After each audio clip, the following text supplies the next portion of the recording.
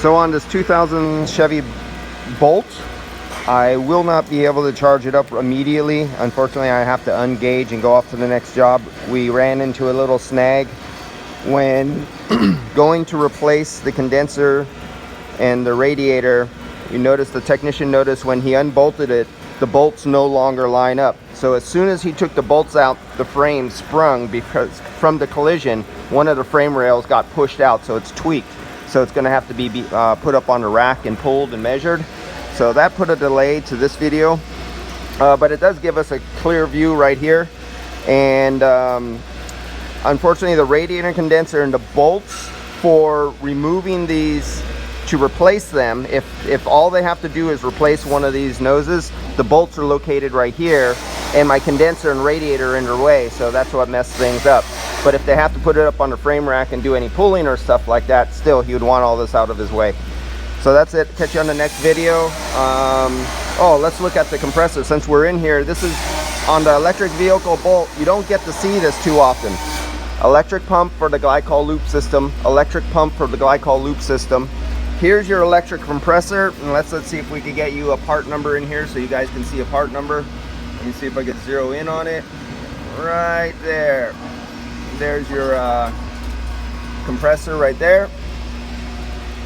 We actually have a switch. God damn, you cannot reach. If you had to get your hands down here, I mean, you got to go from underneath and pull this off to get to your switch right there. If you wanted to, that's your low pressure switch. It's in the low pressure line right there.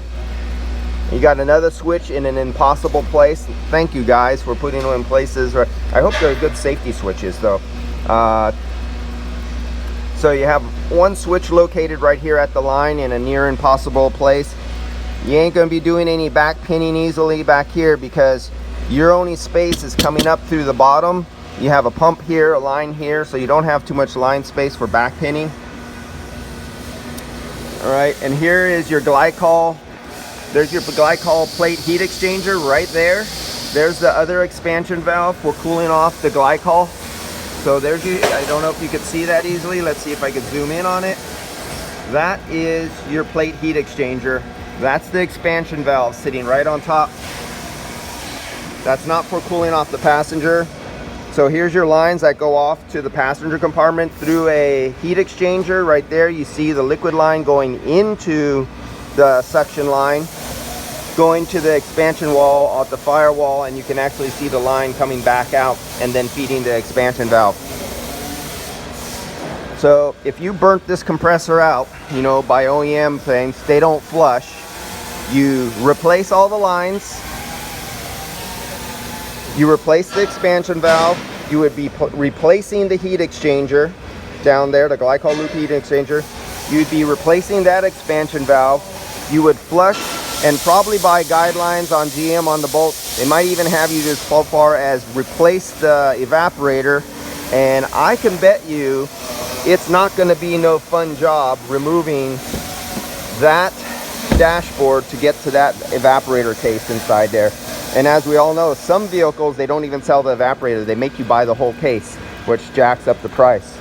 So if you have an aftermarket condenser like that and you keep running at elevated pressures and temperatures, and you're in a hot part of the country, and that condenser causes that compressor to burn out, I can easily see $6,000 to do the repair on this vehicle. Easy.